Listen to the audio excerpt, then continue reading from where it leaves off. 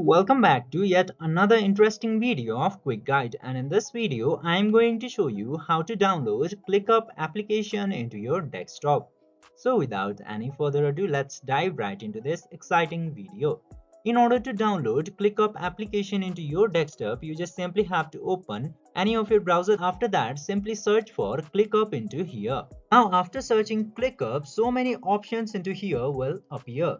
You just simply have to scroll down and you will see this download option into this official ClickUp link. Just simply tap into this download option and then it will give you this page. You just simply have to scroll down a bit and you will see this desktop option into here. Now you just simply have to choose the platform that you use. I'm selecting this for Windows now, and after selecting the suitable option for you, the application setup will start to download.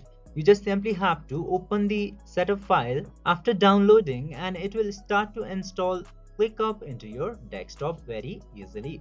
By following this very easy steps, you can also install ClickUp application into your desktop.